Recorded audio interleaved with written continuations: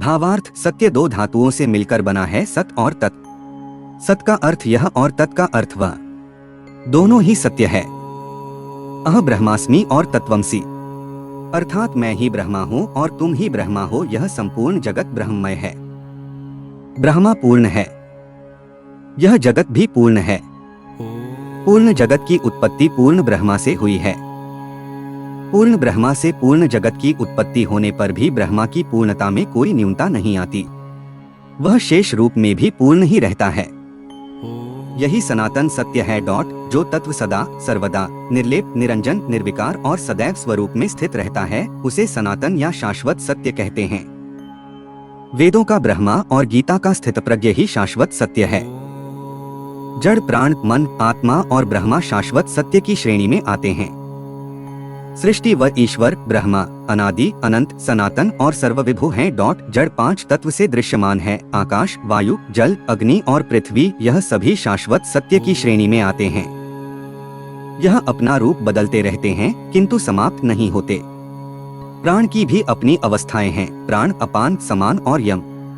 उसी तरह आत्मा की अवस्थाएं हैं, जागृत स्वप्न सुसुप्ति और तुर्या। ज्ञानी लोग ब्रह्मा को निर्गुण और सगुण कहते हैं। उक्त सारे भेद तब तक विद्यमान रहते हैं जब तक कि आत्मा मोक्ष प्राप्त न कर ले। यही सनातन धर्म का सत्य है। ब्रह्मा महाआकाश है तो आत्मा घटाकाश। आत्मा का मोक्ष परायण हो जाना ही ब्रह्मा में लीन हो जाना है। इसीलिए कहते हैं कि ब्रह्मा सत्य है, जगत मिथ्या। यही सनातन सत्य है और इस शाश्वत सत्य को जानने या मानने वाला ही सनातनी कहलाता है। हिंदुत्व ईरानी अर्थात पारस्य देश के पारसियों की धर्म पुस्तक अवेस्ता में हिंदू और आर्य शब्द का उल्लेख मिलता है। दूसरी ओर अन्य इतिहासकारों का मानना है कि चीनी यात्री हुएनसांग के समय में हिंदू शब्द की उत्पत्ति इंदु से हुई थी। इंदु शब्द चंद्रमा का पर्यायवाची है। भारतीय ज्योतिषीय गणना का आधार चंद्रमास ही है। अत चीन के लोग भारतीयों को इंतु या हिंदू कहने लगे। कुछ विद्वान कहते हैं कि हिमालय से हिंदू शब्द की उत्पत्ति हुई है। हिंदू कुश पर्वत इसका उदाहरण है।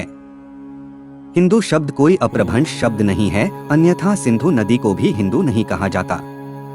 आर्यत्व आर्य समाज के लोग इसे आर्य धर्म कहते हैं, जबकि आर्य किसी जाति या धर्म का नाम न होकर इसका अर्थ सिर्फ श्रेष्ठ ही माना जाता है। अर्थात जो मन वचन और कर्म से श्रेष्ठ है वही आर्य है। बौद्ध धर्म के चार आर्य सत्य का अर्थ चार श्रेष्ठ सत्य ही होता है। बुद्ध कहते हैं कि उक्त श्रेष्ठ व शाश्वत सत्य को जानकर अष्टांगिक मार्ग का अनुसरण करना ही एस धम्मो सनातनो अर्थात यही है सनातन धर्म। इस प्रकार आर्य धर्म का अर्थ श्रेष्ठ समाज का धर्म ही होता है। प्राचीन भारत को आर्यावर्त भी कहा जाता था, जिसका तात्पर्य श्रेष्ठ जनों के निवास की भूमि था। सनातन मार्ग विज्ञान जब प्रत्येक वस्तु विचार और तत्व का मूल्यांकन करता है तो इस प्रक्रिया में धर्म के अनेक विश्वास और सिद्धांत धराशायी हो जाते हैं।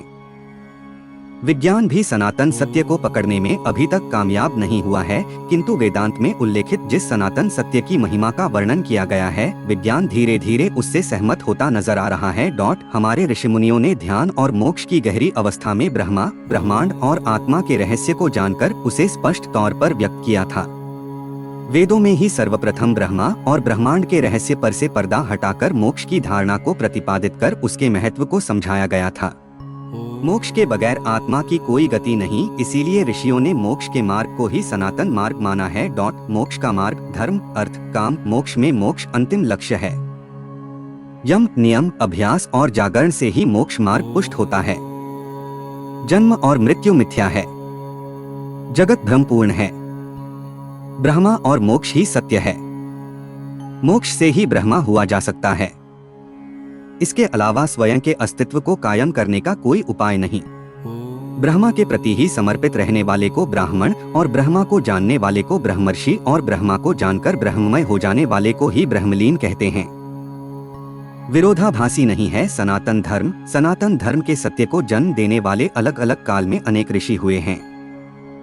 उक्त ऋषियों को दृष्टा कहा जाता है, अर्थात जिन्होंने सत्य को जैसा देखा वैसा कहा। इसीलिए सभी ऋषियों की बातों में एकरूपता है। जो उक्त ऋषियों की बातों को नहीं समझ पाते वही उसमें भेद करते हैं। भेद भाषाओं में होता है, अनुवादकों में होता है, संस्कृतियों में होता है, परंपराओं में होता है, सिद्धांतों में होता है, लेकिन सत्य में नहीं। वेद कहते हैं ईश्वर अजन्मा है, उसे जन्म लेने की आवश्यकता नहीं, उसने कभी जन्म नहीं लिया और वह कभी जन्म नहीं लेगा। ईश्वर तो एक ही है, लेकिन देवी देवता या भगवान अनेक हैं। उस एक को छोड़कर उक्त अनेक के आधार पर नियम, पूजा, तीर्थ आदि कर्मकांड को सनातन धर्म का अंग नहीं माना जाता। यही सनातन सत्य है।